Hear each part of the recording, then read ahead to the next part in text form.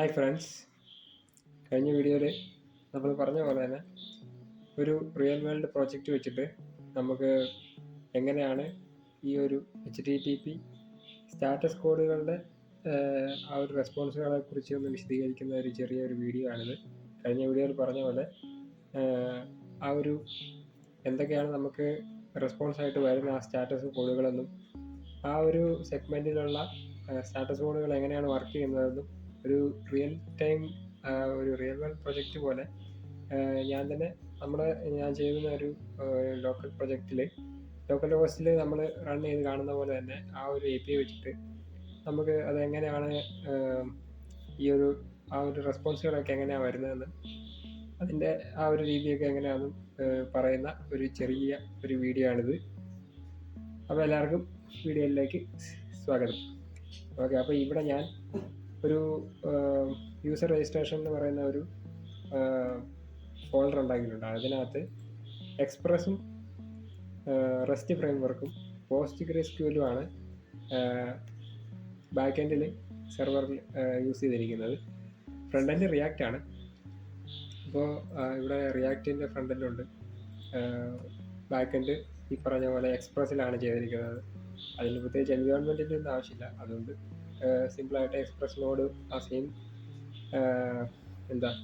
Development ഇതാണ് ഉപയോഗിച്ചിരിക്കുന്നത്. Okay, അപ്പോൾ ജസ്റ്റ് ഈ എറർ കോഡുകളുടെയൊക്കെ ഒരു ഈ നോർമലി കാണുന്ന ഒരു എറർ കോഡുകളൊക്കെ ഉണ്ട് നമുക്ക് ഈ നോർമൽ കാണുന്ന പോലത്തെ. അതായത് ഈ പറയുന്ന എന്തെങ്കിലുമൊക്കെ നമ്മൾ ഗെറ്റ് ചെയ്യാനോ പോസ്റ്റ് ചെയ്യാനോ ഒക്കെ നോക്കുമ്പോൾ അതിൻ്റെ സ്റ്റാറ്റസ് ഇവിടെ കറക്റ്റായിട്ട് റെസ്പോൺസ് ഓക്കെ ആണെന്നുള്ള രീതിയിൽ വരുന്നതിനൊക്കെ സക്സസ് സ്റ്റാറ്റസ് എന്നാണ് നമ്മൾ പറയാം. ഓക്കെ, അപ്പം എന്തൊക്കെയാണെന്ന് വെച്ചാൽ ഈ HTTP സ്റ്റാറ്റസ് കോഡുകൾ എന്താണെന്ന് ചോദിച്ചാൽ, നമ്മൾ അയക്കുന്ന ഒരു റിക്വസ്റ്റ് ബാക്ക് എൻഡോ അല്ലെങ്കിൽ നമ്മൾ ചെയ്തിരിക്കുന്ന സെർവർ പ്രോസസ്സ് ചെയ്തിട്ട് ആ ഒരു ബാക്ക് എൻഡ് നമുക്ക് തിരിച്ച് തരുന്ന റെസ്പോൺസാണ് ഈ പറയുന്ന HTTP സ്റ്റാറ്റസ് കോഡ് എന്ന് പറയുന്നത്.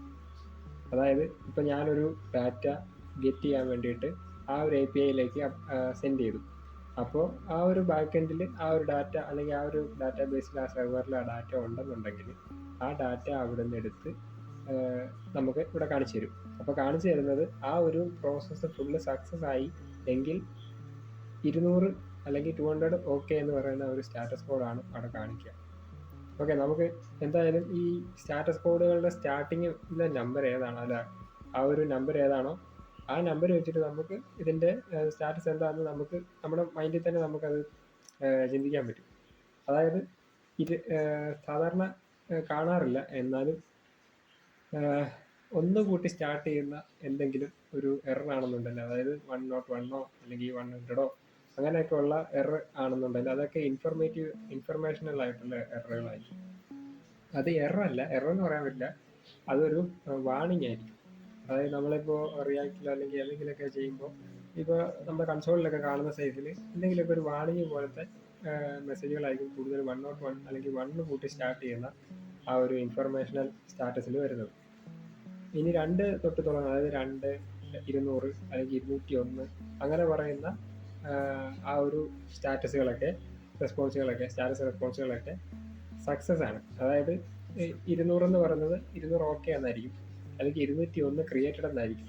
അങ്ങനെ വരുന്ന റെസ്പോൺസുകളൊക്കെ നമുക്ക് സക്സസ് ആണെന്നുള്ള രീതിയിലാണ് നമുക്കത് 200 കാണുമ്പോഴേക്കും നമുക്കത് സക്സസ് ആണെന്ന് വിചാരിക്കാം. ഓക്കെ, ഇനി 3 കൂട്ടി തുടങ്ങുന്നതും നമ്മൾ അങ്ങനെ ഒരുപാട് കാണാറുള്ളതാണ്. അത് ഈ റീഡയറക്ഷൻ എന്നുള്ള വാണിംഗ് വരുന്ന അല്ലെങ്കിൽ ആ ഒരു എറർ വരുന്ന ആ ഒരു സിറ്റുവേഷനാണ് ഈ 3 കൂട്ടി തുടങ്ങുന്നത്. അതായത് 3.301 എന്നൊക്കെ പറയുന്ന ആ ഒരു എററുകൾ. നെക്സ്റ്റ് എന്ന് പറയുന്നത് 4 കൂട്ടി തുടങ്ങുന്നത്, അതായത് 400 ബാഡ് റിക്വസ്റ്റ് അല്ലെങ്കിൽ 401 ബാഡ് റിക്വസ്റ്റ് അല്ലെങ്കിൽ 404 നോട്ട് ഫൗണ്ട് അങ്ങനെയൊക്കെ പറയുന്ന 4 കൂട്ടി തുടങ്ങുന്ന ആ ഒരു റെസ്പോൺസിനെ, ആ ഒരു HTTP എറർ നമുക്ക് ക്ലയൻറ്റ് സൈഡിൽ നിന്നോ അല്ലെങ്കിൽ നമ്മുടെ റിക്വസ്റ്റ് റിലേറ്റഡ് ആയിട്ടുള്ള എന്തെങ്കിലും എറർ ആയിരിക്കും. അതായത് ഇപ്പോൾ ക്ലയൻറ്റ് സൈഡിൽ എന്ന് വെച്ചാൽ നമ്മളിപ്പോൾ ഒരു ഡാറ്റ അയക്കുമ്പോൾ ആ ഡാറ്റയിലെ ഫോർമാറ്റ് ആയെങ്കിലോ അല്ലെങ്കിൽ നമ്മൾ റിക്വസ്റ്റ് ചെയ്തതിൽ നമുക്ക് ഫുള്ളായിട്ട് ആ ഒരു ക്രെഡൻഷ്യൽ നമ്മൾ യൂസ് ചെയ്തിട്ടില്ലെങ്കിലോ കാണിക്കുന്ന എററുകളാണ് ഈ 404 നോട്ട് ഫൗണ്ടും അല്ലെങ്കിൽ ഈ 402 അങ്ങനെ 400 ബാറ്ററി ക്വസ്റ്റൻ എന്നൊക്കെ പറയുന്നത്. ഓക്കെ, അപ്പോൾ എല്ലാം എന്തൊക്കെയാണെന്ന് എക്സ്പ്ലെയിൻ ചെയ്ത് നമുക്ക് ഒരു ചെറിയ എക്സാമ്പിൾ പോലെ വെച്ച് നോക്കാം. ഓക്കെ, ആ ഒരു രീതിയിൽ നോക്കാം. പിന്നെ ഏറ്റവും ലാസ്റ്റ് ആയിട്ട് വരുന്ന ഒരു എറർ സെഗ്മെന്റ് എന്ന് പറയുന്നത് 5 കൂട്ടി തുടങ്ങുന്നതാണ്. 5 കൂട്ടി തുടങ്ങുന്നത്, അതായത് 500 ഇന്റേണൽ സെർവർ എറർ എന്നൊക്കെ പറഞ്ഞ് നമുക്ക് ചില സമയത്ത് നമുക്ക് ഡാറ്റാബേസിൽ കാണാൻ പറ്റും, അല്ലെങ്കിൽ നമ്മുടെ ബാക്ക് എൻഡിൽ സെർവറിൽ കാണാൻ പറ്റും. അങ്ങനെയുള്ള സിറ്റുവേഷനിൽ ഈ 500 ഇന്റേണൽ സെർവർ എറർ എന്ന് വെച്ചാൽ ബാക്ക് എൻഡിൽ എന്താ അൺഎക്സ്പെക്റ്റഡ് ആയിട്ടുള്ള എന്തെങ്കിലും എറർ, അതായത് ഡാറ്റാബേസ് റൺ ആവാതിരിക്കുക. നമ്മൾ ലോക്കൽ ഹോസ്റ്റിലെ കാര്യമാണ് ഞാൻ പറയുന്നത്. അതായത് ഇപ്പോൾ നമുക്ക് സപ്പോസ് നമ്മളൊരു ബാക്ക് എൻഡ് റൺ ചെയ്തു, അപ്പോൾ ബാക്ക് എൻഡ് റൺ ചെയ്തു, അപ്പം ഡാറ്റാബേസ് നമ്മൾ സെർവർ നമ്മൾ സ്റ്റാർട്ട് ആക്കിയിട്ടില്ല എന്നുണ്ടെങ്കിൽ ബാക്ക് എൻഡ് റൺ ചെയ്തപ്പോൾ നമ്മൾ ഫ്രണ്ട് എൻഡിൽ ഇതുപോലെ ഈ ഒരു ഫ്രണ്ട് എൻഡ് റൺ ചെയ്ത് കഴിഞ്ഞാൽ, ഇപ്പോൾ നമുക്ക് ഫ്രണ്ട് എൻഡിൽ npm സ്റ്റാർട്ട് കൊടുത്ത് ഇത് നമ്മൾ ഫ്രണ്ട് എൻഡ് റൺ ആക്കാൻ പറ്റും. അതായത് നമ്മൾ ലോക്കൽ ഹോസ്റ്റിൽ ഈ ഒരു ഫ്രണ്ട് എൻഡ് സെർവർ റൺ ആവും. ഈ ഒരു ഫ്രണ്ട് എൻഡ് സെർവർ റൺ ആവുന്ന സമയത്ത് ഇതിപ്പോൾ ഫ്രണ്ട് എൻഡ് റിയാക്റ്റിലാണ് നമ്മൾ ചെയ്തിരിക്കുന്നത്. അപ്പോൾ ഈ റിയാക്റ്റിൽ നമ്മൾ ചെയ്യുമ്പോൾ ഒരു ലോഗിൻ അല്ലെങ്കിൽ ഒരു രജിസ്ട്രേഷൻ നമ്മൾ സെറ്റ് ചെയ്തിട്ടുണ്ട്. ഈ ഒരു ലോഗിനോ ഈ ഒരു രജിസ്ട്രേഷനോ നമുക്ക് നമുക്കിത് വർക്കായിട്ട് കിട്ടണം എന്നുണ്ടെങ്കിൽ, അതായത് നമുക്കിപ്പോൾ കൺസോളിൽ എടുത്തു കഴിഞ്ഞാൽ നമുക്ക് കാണാൻ പറ്റും. ഇപ്പോൾ ഞാനിവിടെ ലോഗിൻ ചെയ്യാണ്. ഓക്കെ, ഇപ്പോൾ നമുക്ക് ഇവിടെ എന്തെങ്കിലും ഒരു ചുമ്മാ എന്തെങ്കിലുമൊക്കെ ഒരു ജിമെയിൽ വെച്ച് നോക്കാം. ഓക്കെ, ഇതിപ്പോൾ നമ്മൾ ലോഗിൻ ചെയ്യാൻ നോക്കിക്കഴിഞ്ഞാൽ നമുക്കിവിടെ ഈ ഒരു നമ്മുടെ ഈ എറർ കണക്ഷൻ റെഫ്യൂസ് എന്ന് പറഞ്ഞ് കാണിക്കും. അതായത് ഇപ്പോൾ പറയുന്ന ഈ പറയുന്നത് നമ്മൾ സെർവർ കണക്ട് ചെയ്തില്ല, ബാക്ക് എൻഡ് റൺ ചെയ്തിട്ടില്ലാത്തതുകൊണ്ടാണ് ഇപ്പോൾ ഈ കാണിക്കുന്ന ഈ ഒരു എറർ ഇവിടെ കാണിക്കുന്നത്. ഇത് ഫ്രണ്ട് എൻഡ് നമ്മൾ കൺസോൾ എററാണ്. ഇത് ഞാൻ പറഞ്ഞു വരുന്നത് നമ്മുടെ ബാക്ക് എൻഡിലെ കാര്യമാണ്. ബാക്ക് എൻഡിലുള്ള ഈ ഒരു തണ്ടർ ക്ലയൻറ്റ് ഉപയോഗിച്ച് നമ്മൾ ചെയ്ത സമയത്ത് നമുക്കിവിടെ കിട്ടുന്ന ആ ഒരു രീതിയിലെ കാര്യമാണ് ഞാനിപ്പോൾ പറഞ്ഞു തരുന്നത്. ഓക്കെ, അപ്പോൾ നമുക്ക് ഇപ്പോൾ ഇതിൻ്റെ ഫ്രണ്ട് എൻഡ് നമ്മൾ റണ്ണാക്കി, ഇനി നമുക്ക് ഇതിൻ്റെ ബാക്ക് എൻഡ് ഒന്ന് റണ്ണാക്കാം. ഓക്കെ, അപ്പോൾ ഈ ബാക്ക് എൻഡ് റണ്ണാക്കണം എന്നുണ്ടെങ്കിൽ ഇത് എക്സ്പ്രസ് ആയതുകൊണ്ട് നോഡ് സ്പേസ് സെർവർ .ks എന്ന് ടൈപ്പ് ചെയ്താൽ റൺ ചെയ്താൽ മതി. അപ്പോൾ നമുക്ക് ഇവിടെ PostgreSQL കണക്റ്റഡ് എന്ന് കാണിക്കും. ഞാനൊരു ഡാറ്റാബേസ് ആയിട്ട് കണക്ട് ചെയ്തിട്ടുണ്ട്. Server running on port 500. അതായത് ഈ പോർട്ട് 500 എന്ന് പറയുന്ന ഈ ഒരു പോർട്ടിലാണ് നമ്മുടെ local host back end server run ആവുന്നത്. അതൊക്കെ ആസ് യൂഷ്വൽ നിങ്ങൾക്ക് അറിയാമായിരിക്കുമല്ലോ. അപ്പോൾ ഈ ലോക്കൽ ഹോസ്റ്റ്, അതായത് ഈ ലോക്കൽ ഹോസ്റ്റ് എന്ന് വെച്ചാൽ ലോക്കലായിട്ട് 127.0.0.1 അതാണ് നമ്മുടെ ലോക്കൽ ഹോസ്റ്റ്. നമുക്ക് നമ്മുടെ പ്രൈവറ്റ് ആയിട്ട് നമ്മുടെ ഈ ഒരു ലോക്കൽ നെറ്റ്വർക്കിലേക്ക് പോകാതെ നമ്മുടെ PC-യിൽ മാത്രം നമ്മൾ റൺ ചെയ്യുമ്പോൾ കിട്ടുന്ന ആ ഒരു ലോക്കൽ ഹോസ്റ്റാണിത്, നമ്മുടെ സ്വന്തം ഹോസ്റ്റ്.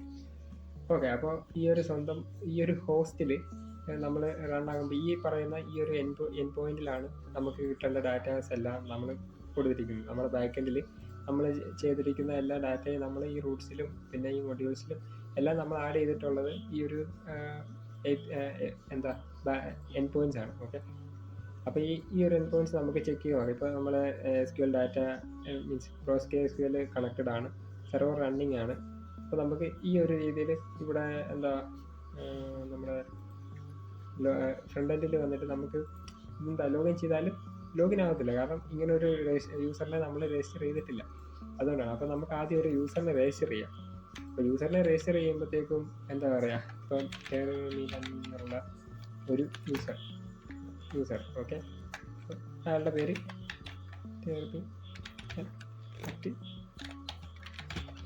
നമ്മളിവിടെ റിയാക്റ്റിൻ്റെ ഹുക്ക് ഫോംസും അല്ലെങ്കിൽ IUP ഒക്കെ നമ്മൾ ആഡ് ചെയ്തിട്ടുണ്ട്. അതുകൊണ്ട് നമുക്ക് എറർ വാലിഡേഷൻ കറക്റ്റായിട്ട് കാണിക്കും.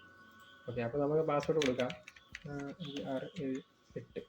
ഓക്കെ, അപ്പോൾ പാസ്വേഡും കൊടുത്തു. ഈ ഒരു യൂസറിനെ നമ്മൾ രജിസ്റ്റർ ചെയ്യുകയാണ്.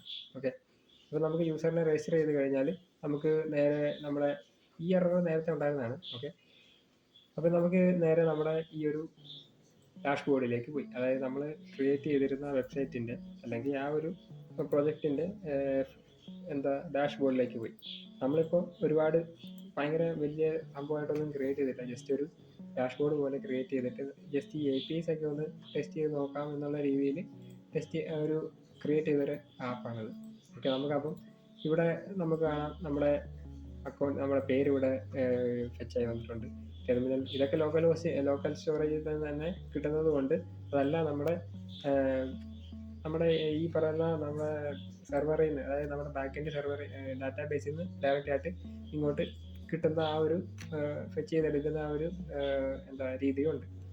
ഓക്കെ, അപ്പം നമുക്കിവിടെ ഈ ഒരു നമ്മുടെ പേരും ഇതൊക്കെ നമ്മൾ ജസ്റ്റ് ഒരു ഡെമോയ്ക്ക് വേണ്ടിയിട്ട് കൊടുക്കുകയാണ്. ഓക്കെ, അപ്പം ഇങ്ങനെയാണ് ഇപ്പം നമ്മുടെ ഈ ഒരു API എൻഡ് പോയിന്റ്സ് ഒക്കെ വർക്കിംഗ് ആണ്. നമുക്ക് ലോഗൗട്ട് ചെയ്യണമെങ്കിൽ ലോഗൗട്ട് ചെയ്യാം. ആ ഒരു രീതിയിൽ നമുക്കിപ്പോൾ നമ്മളെല്ലാം വർക്കായിട്ടിരിക്കുകയാണ്. ഓക്കെ, ഇനി നമുക്ക് ഈ ഒരു ബാക്ക് എൻഡിൽ ഈ ഡാറ്റാസ് ഒക്കെ റൺ ആവുന്നുണ്ടോ എന്ന് നോക്കണം. അതായത് ഈ ഒരു ഫ്രണ്ട് എൻഡ് നമ്മൾ ക്രിയേറ്റ് ചെയ്തിട്ടില്ലാത്തതുകൊണ്ട്. ഓക്കെ, അപ്പോൾ ഈ ഒരു ഡാറ്റാസ് ഒക്കെ, അതായത് ഇപ്പോൾ നമുക്ക് ഈ നമ്മൾ ക്രിയേറ്റ് ചെയ്ത ഈ ഒരു യൂസറിനെ നമുക്കിവിടെ വേണമെന്നുണ്ടെങ്കിൽ നമ്മൾ ഗെറ്റ് കൊടുത്തിട്ട് ഇതുപോലെ കൊടുത്താൽ നോ ടോക്കൺ, അതായത് ആളുണ്ട്, അങ്ങനെ ഒരാളുണ്ട്. അതായത് ആ ഒരു API വർക്കിംഗ് ആണ്, പക്ഷെ ടോക്കൺ ഇല്ല. അതായത് നമ്മളൊരു ടോക്കൺ കൊടുത്തിട്ടില്ലെന്നാണ് ഇവിടെ കാണിക്കുന്നത്. നോ ടോക്കൺ ഓതറൈസേഷൻ ഡിനൈഡ് എന്ന് പറഞ്ഞ് കാണിക്കുന്നു. അപ്പോൾ നമുക്ക് ഈ ഒരു ആളുടെ ടോക്കൺ വേണം. അതായത് ഇപ്പം അൺഓതറൈസ്ഡ് 401 അൺഓതറൈസ്ഡ് എന്ന് പറയുമ്പോൾ ആ ആള് നമുക്ക് നമ്മൾ ആ യൂസർ ഉണ്ട് അങ്ങനെ, പക്ഷെ നമുക്കത് ആളാരെന്ന് കിട്ടണമെന്നുണ്ടെങ്കിൽ നമുക്ക് ഈ ടോക്കൺ വേണം, ഈ ഒരു പറയുന്ന ടോക്കൺ. അപ്പം നമുക്ക് എന്താ ചെയ്യണ്ടേ, ഈ ഒരു ആദ്യം നമുക്ക് ഗെറ്റ് ലോഗിൻ കൊടുക്കാം. ഓക്കെ, അപ്പോൾ നമുക്ക് ഈ ഒരു എറർ വരുമ്പോൾ നമ്മളെന്താ ചെയ്യേണ്ടതെന്ന് വെച്ച് കഴിഞ്ഞാൽ ഈ ഒരു ഇമെയിലും പാസ്വേഡ്, അതായത് ഇപ്പോൾ നമ്മൾ ക്രിയേറ്റ് ചെയ്ത ടെർമിനൽ എന്നുള്ള ആ ഒരു ജിമെയിലും ഈ ഒരു പാസ്വേഡും നമ്മൾ കൊടുക്കുന്നു. അപ്പം ഈ ഒരു എറർ കാണിക്കുന്നത് പോസ്റ്റ് കൊടുക്കാം. ഓക്കെ, അപ്പം നമ്മൾ ഈ ഒരു ഡാറ്റ ഓക്കെ ആയി ഉണ്ടോ, ഇവിടെ 200 ഓക്കെ എന്ന് പറയുന്ന ഈ ഒരു സ്റ്റാറ്റസ് കോഡ് വന്ന്. അപ്പോൾ നമുക്കത് ഈ കാണുന്നതാണ് നമ്മുടെ ഈ പറയുന്ന ആളുടെ ടോക്കൺ. ഇപ്പം നമ്മൾ ക്രിയേറ്റ് ചെയ്ത ആളുടെ ടോക്കൺ. അപ്പോൾ ഈ ഒരു ഫ്രണ്ട് എൻഡ് ഇല്ലെങ്കിൽ പോലും നമുക്ക് API വർക്കിംഗ് ആണോ എന്ന് അറിയാനായിട്ട് നമുക്ക് ഇതുപോലെ ക്രിയേറ്റ് ചെയ്യാം, നമുക്ക് നോക്കാം. അപ്പോൾ നമ്മൾ ഈ മുമ്പേ കാണിച്ച ആ ഒരു അതായത് API/auth/me ഈ ഒരു API എൻഡ് പോയിന്റിൽ നമുക്ക് ഗെറ്റ് ചെയ്യാം. ഓക്കെ, അപ്പോൾ അതിന് മുന്നേ നമ്മൾ ഈ ഒരു ടോക്കൺ നമുക്ക് കോപ്പി ചെയ്യാം. എന്നിട്ട് നേരെ ഹെഡറിൽ വരിക, ഇവിടെ auth ടോക്കൺ എന്ന് കൊടുക്കുക. auth ടോക്കൺ എന്ന് കൊടുക്കുക. ഈ വാല്യൂവിൻ്റെ അവിടെ നമ്മൾ ഈ auth ടോക്കൺ എന്നുള്ള ഹെഡറാണ്. ഈ വാല്യൂവിൻ്റെ അവിടെ നമ്മൾ ഇപ്പം കിട്ടിയ ആ ഒരാളുടെ ഈ ഒരു ടോക്കൺ ടൈപ്പ് ചെയ്ത് കൊടുക്കുക. അപ്പോൾ ഇനി നമ്മൾ ഈ ഒരു സംഭവം കൊടുത്തു കഴിയുമ്പോഴേക്കും നമുക്കത് ആളുടെ ID അല്ലെങ്കിൽ ആളുടെ പേര്, ഇമെയിൽ സംഭവങ്ങളൊക്കെ കാണാം. നമ്മുടെ ഡാറ്റാബേസിലുള്ള സെയിം ആൾ തന്നെ. അതായത് നമ്മൾ ഈ യൂസേഴ്സ് എന്ന് പറയുന്ന ഈ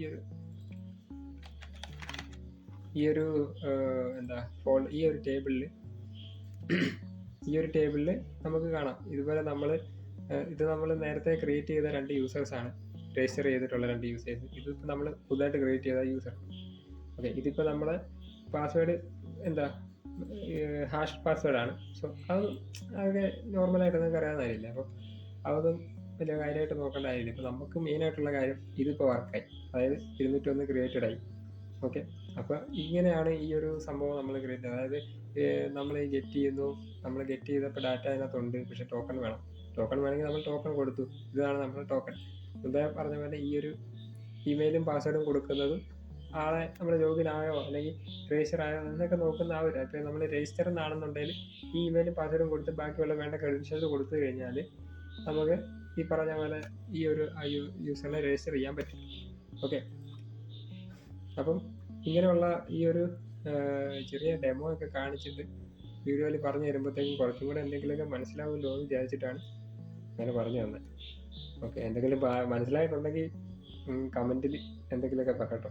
ഓക്കെ, അപ്പം അങ്ങനെ ഇതെല്ലാം ഓക്കെയാണ്. ഇനിയിപ്പോൾ നമുക്ക് ലോഗിൻ നമ്മൾ ചെയ്തായിരുന്നു. അപ്പോൾ നമ്മളെ യൂസറിനെ കണ്ടു, ഗെറ്റ് പോസ്റ്റ്, ഇനിയിപ്പോൾ ഡിലീറ്റ് അതൊന്നും നമുക്ക് ഇതുപോലെ അങ്ങനെ ആവശ്യം വരാറില്ലല്ലോ. അപ്പോൾ നമുക്ക് അതൊന്നും വലുതായിട്ട് നോക്കണമായില്ല. ഇപ്പോൾ ഗെറ്റും പോസ്റ്റും ഒക്കെ നമുക്ക് API ടെസ്റ്റ് ചെയ്ത് നോക്കാം. അതൊക്കെ ബാക്ക് എൻഡിൽ നമ്മൾ റൺ ചെയ്യുന്ന ആ ഒരു API നമുക്ക് ടെസ്റ്റ് ചെയ്ത് നോക്കുമ്പോൾ തന്നെ മനസ്സിലാവും. പിന്നെ ഉള്ള ഈ ഒരു സംഭവങ്ങളൊക്കെ ഉള്ളത്, അതായത് നമ്മളിപ്പോൾ ഒരു സ്റ്റുഡൻറ്റിൻ്റെ രജിസ്ട്രേഷനാണ് ഇവിടെ കൊടുത്തേക്കുന്നത്. അപ്പോൾ നമുക്ക് ജസ്റ്റ് ഒരു പേര് കൊടുത്ത് നോക്കാം. ഓക്കെ, ഈ സാഡ് എന്നുള്ളൊരു പേര് കൊടുക്കാം. എന്നിട്ട് ഡബ്ല്യു ചുമ്മാ. ഓക്കെ,